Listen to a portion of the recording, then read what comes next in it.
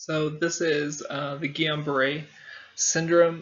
This is just the picture. This opening picture is of Holly, and she's a very well-known person that had documented her Guillain-Barre syndrome sort of situation going on. So I want you guys to go. I linked a video to it, her YouTube video. It's pretty short, in the resources area in your Blackboard, and I want you to go look at that and sort of give you a sort of a connection and a context for when you actually start this presentation and listening to this presentation. I think it'll help you sort of understand the disease a little bit better, sort of seeing that context and getting that behind you. So take some time, go over there, check out that Guillain-Barre syndrome story with Holly, and sort of get that baseline understanding of what it's like and that compassion that goes along with taking care of someone that has this process.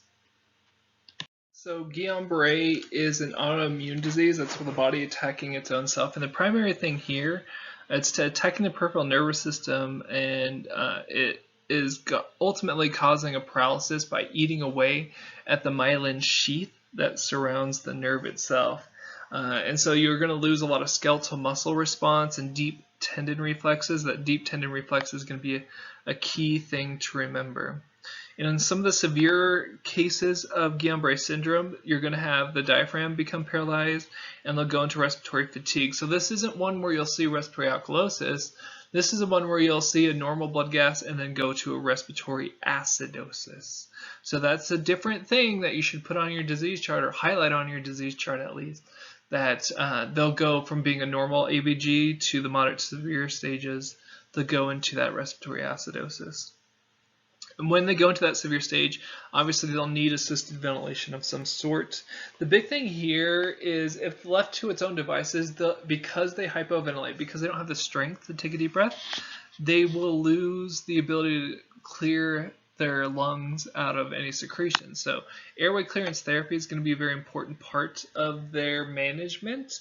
That's what, same thing with neuromuscular patients, spinal cord injury patients. Airway clearance therapy is very important in their care because they don't have that ability to clear their secretions very well. They don't have a strong cough, right? And so mucus accumulation, alveolar consolidation, atelectasis are the three lung alterations that you would see here. So lung alterations, like I said, mucus accumulation, airway obstruction, of course mucus plugging could happen, alveolar consolidation, which leads to atelectasis. So those are the four lung alterations that can happen if left to its own devices, if it progresses to affect the lungs. So be sure airway clearance therapy, it would be a good prophylactic measurement, especially in these patients that have a lower VC, NIF, and MEP. So GBS factors, what are some things that make GBS, how common is it? So it's not very, very common, 1 per 100,000 people. So kind of in that lower area of things. It's equal among genetic males and females overall. It's more common in your older adult patient population or generationally advanced patient population. They don't really know the precise cause of it. They just know it's an autoimmune that attacks the myelin sheath of the nerve, right? And that's what you're looking at. It demyelinates that nerve, and then there's inflammation associated with it that loses muscles, that loses that deep tendon reflex as well. So you're going to see that demyelination, that inflammation. You're going to have lymphocytes, macrophages, everything's going to be attacking that myelin sheath overall. So you're going to have the ability to transmit impulses is going to be decreased, and then you're going to have that paralysis start to ensue. Just remember, with Guillain-Barre, GB, it's an ascending paralysis. It goes from the ground to the brain, GB. Guillain-Barre, ground to brain, right? It's an ascending. It goes towards the brain. So they're going to lose their feet, their knees, their hips, their core, then their lungs, right? So on and so forth. This is the picture from your book, and this is showing the lymphocytes, the macrophages, all that stuff attacking the myelin sheath. So the body's attacking itself, and which is ultimately going to show a decreased in nerve conduction to the area that the nerve's supposed to get. That's why their deep tendon and their muscle function is going to be poor. So nothing is really wrong with their lung tissue here. It's the nerve conduction to the muscles that help the lungs move that's the problem. So what makes someone at higher risk for getting Guillain-Barré syndrome? So usually this happens as a post-secondary infection. I've seen it happen with like the flu shot as well. I'm not an anti-flu shot person by any means, but I've just seen it where it's happened. Someone got the flu shot, 2 weeks later, they have Guillain-Barré syndrome. I'm not saying don't get it, right? Hopefully you all get that. I'm just saying that it usually happens as a result of either a post-infection or something like that where your body is trying to recover from it. So it's been associated with infection like mononucleosis, parainfluenza, the measles, mumps, MMR, Hep A and B's, mycoplasma pneumonias, all that stuff, right? Only about, and this is a key thing to look at down on the bottom, that last point, it says only about 2 to 3% of patients with GBS usually die. That means it's a very good prognosis overall, and the big thing with GBS is mostly keeping up with that airway clearance, and if they have respiratory fatigue, early intervention, right? And that's why we're very diligent about doing pulmonary function testing with these patients to look at their respiratory muscle function. Now, we're not looking at their volumes and capacities and flow rates. We're looking at their respiratory muscle function, right? We want to see a good, strong VC. We want to see a good, strong negative inspiratory force or maximum inspiratory pressure. We want to really see a good, strong maximum expiratory pressure. We want to see how hard their lungs can pull in a breath and how hard the lungs can blow out a breath. So bedside evaluation, what would you see? How do they present? And usually this is a symmetric weakness, and it starts ground and works towards the brain, right? So it starts in their distal extremities, like their feet. They'll feel like that paresthesia, like when your foot falls asleep. It can be tingling, it can be burning. It's that pins and needles, right? That dysthesias. Sometimes it's just that severe pain, and it will travel on up, and then they'll develop numbness. They can't tell if there's a sharp object poking them or a dull object poking them, right? And so it's an ascending paralysis. Looks like a good test question there. Ascending paralysis, ground to brain. Usually peaks in about 2 weeks. They'll lose their deep tendon reflexes. Once again, they'll lose their deep tendon reflexes. Once again, they'll lose their deep tendon reflexes. That's one of the big things that they'll check for on these patients, is they'll do the deep tendon knee, deep tendon elbow, so on and so forth. More than half of these patients have pain, right? And that's one of the big things. And some of them have autonomic symptoms, and we'll talk about autonomic symptoms here in a little bit. This could include difficulty overall. This could include difficulty with their chewing and their swallowing and their speaking. So they might have like slurred words. Their lips might not be able to form good speech, and so that's going to be sometimes very frustrating for that patient. The other part for you, if you're doing a VC, a NIF, a MEP, like the bedside pulmonary function testing with these patients, is their ability to make a good seal around the mouthpiece, and that's going to be very, very hard for them to get a good seal, and so you're going to have to coach with them. We can use alternate methods as well, but getting that good seal is going to be vital because we need to know if their muscles are tiring or not. And the only other way to see how much they're tiring would be to get a blood gas. And I would much rather make someone do a PFT than stab their artery. That's just my preference, I guess. Only about 10 to 30% of cases will have the respiratory muscle paralysis. In other words, it's very rare that they'll go into that respiratory paralysis, but it can happen. So you should be aware of it, right? 70% of the time they won't have it. Different way of looking at that. A lot of times they'll just start to improve. They've reached their maximum peak of it, and then after 2 weeks or so, they improve. And some people, that can last for up to months. So what would these patients look like? We already talked about this. The respiratory rate will vary. It might be normal, like they might not have any respiratory involvement yet, and then when the muscle fatigue finally starts to hit their diaphragm, that's when you might see the respiratory rate become slow and shallow, right? Hypopnea, very shallow breathing. Initially, they might be tachypnic, like a little tachypnea with the shallow breathing.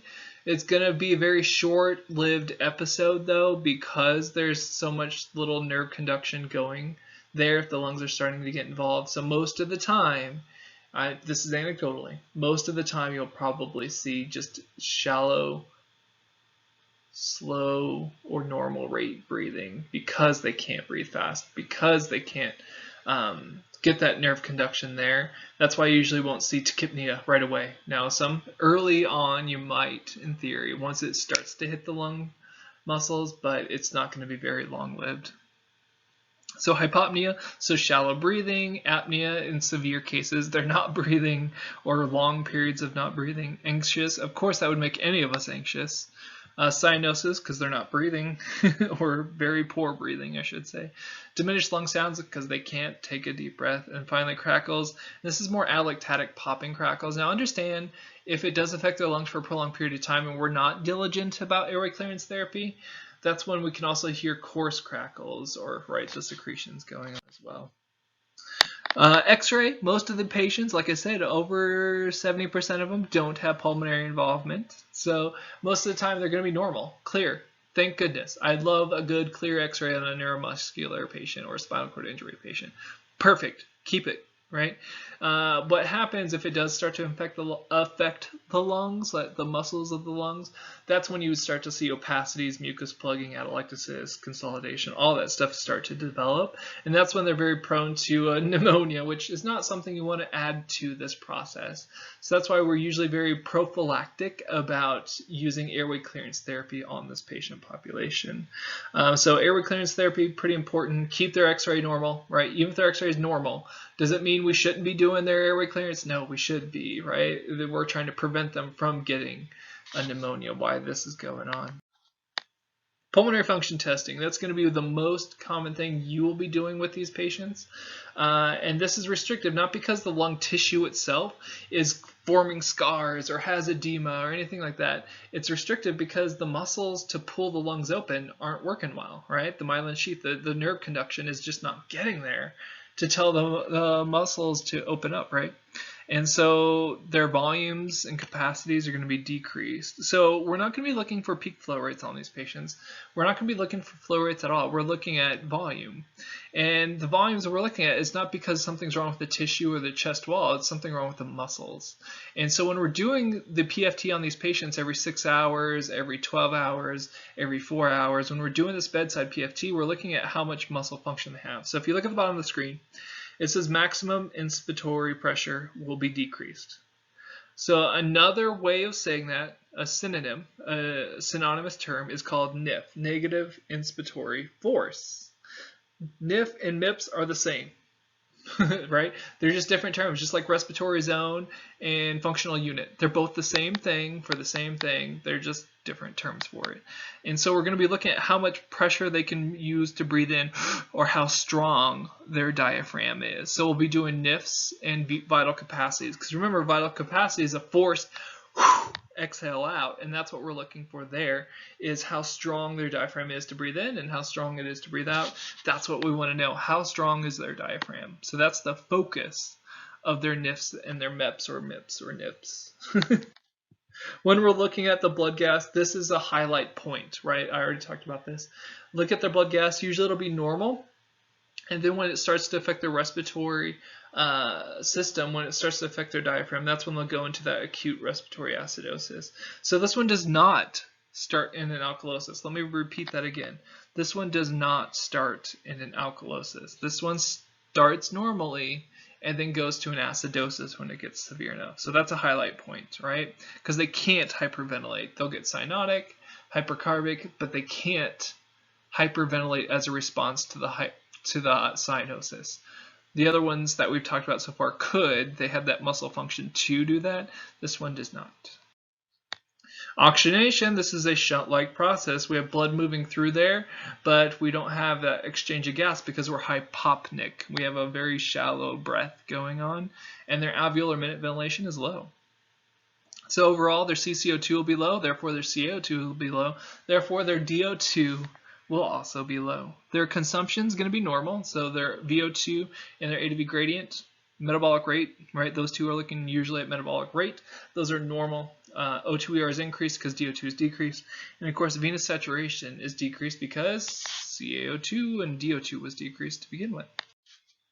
So ANS dysfunction, so we talked about that earlier, where a lot of these patients might have ANS dysfunction. You'll see this in spinal cord injury patients too. I'm not saying every one of them has it, but it's something to be aware of, because usually this patient will develop an arrhythmia, right? You'll see something abnormal going on in their EKG.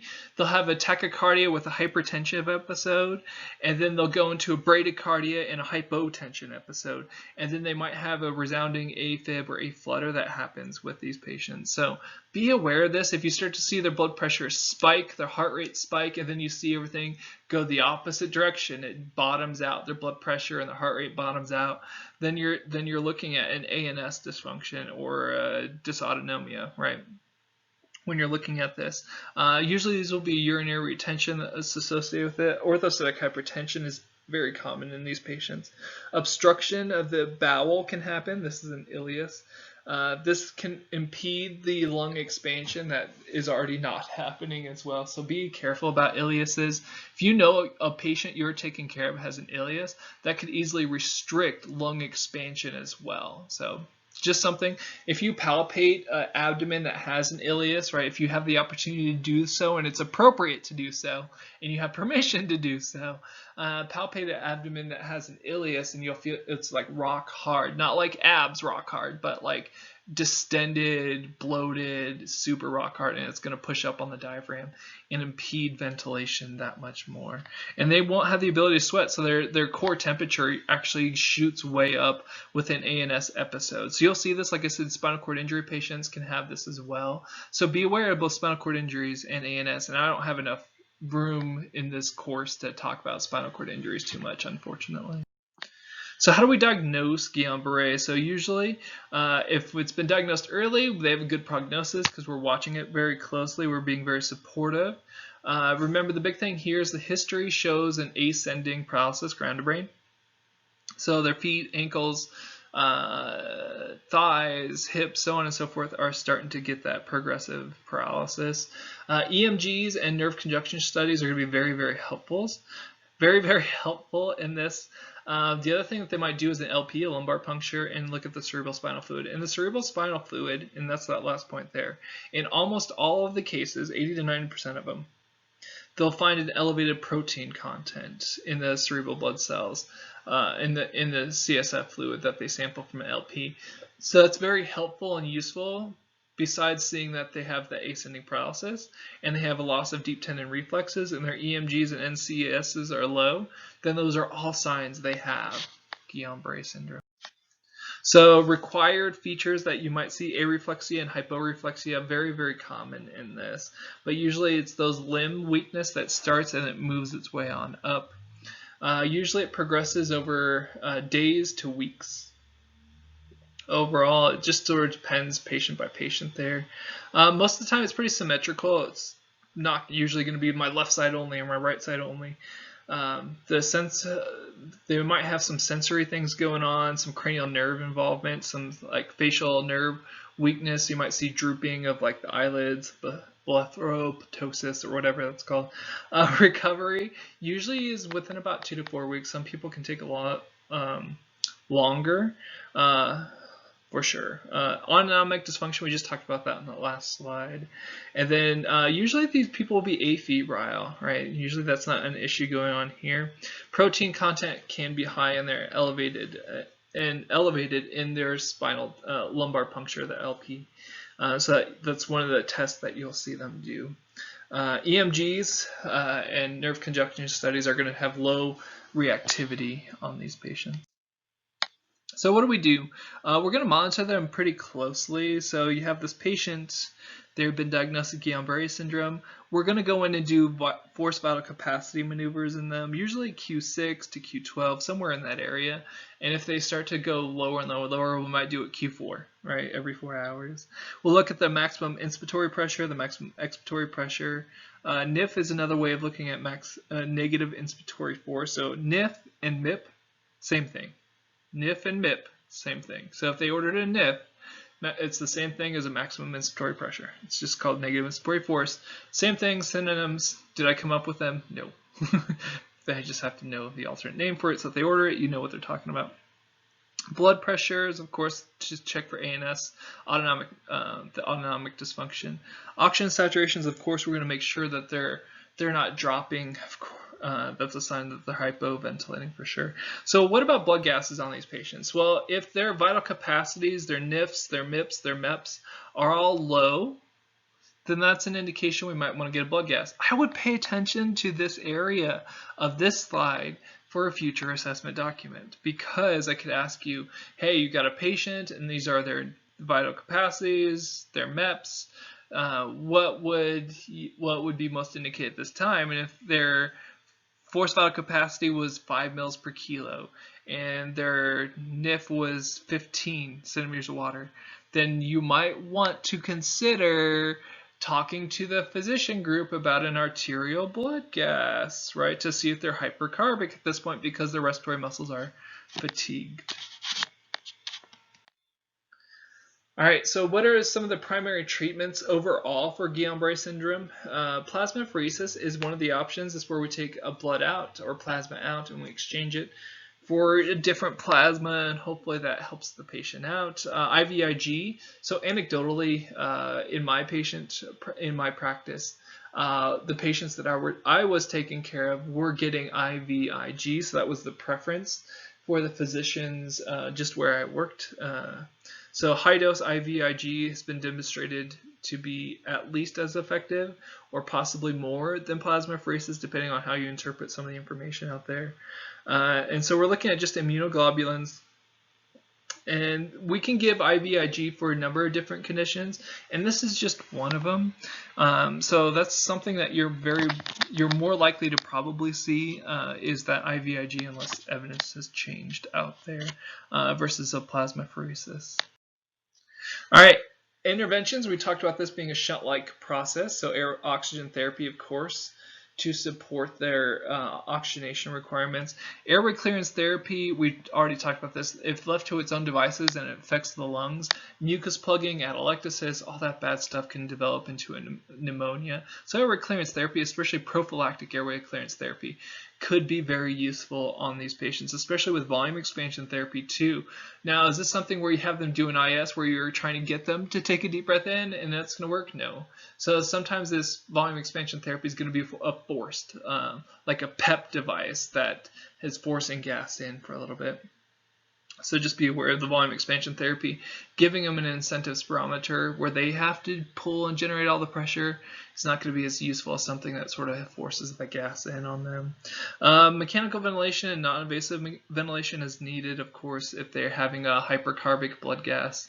In an acidotic blood gas, we would probably have to move into assisted ventilation there. Their physical and occupational recovery is going to be extensive and very, very needed, especially mentally. They need to know that they're making progress. They need to be able to get back to doing their activities of daily living again. And so I strongly encourage you guys to go watch that Holly story, of that YouTube clip of that lady that had Guillain-Barré syndrome, and sort of connect with that and sort of see how important those therapies were just to getting her back to her daily life.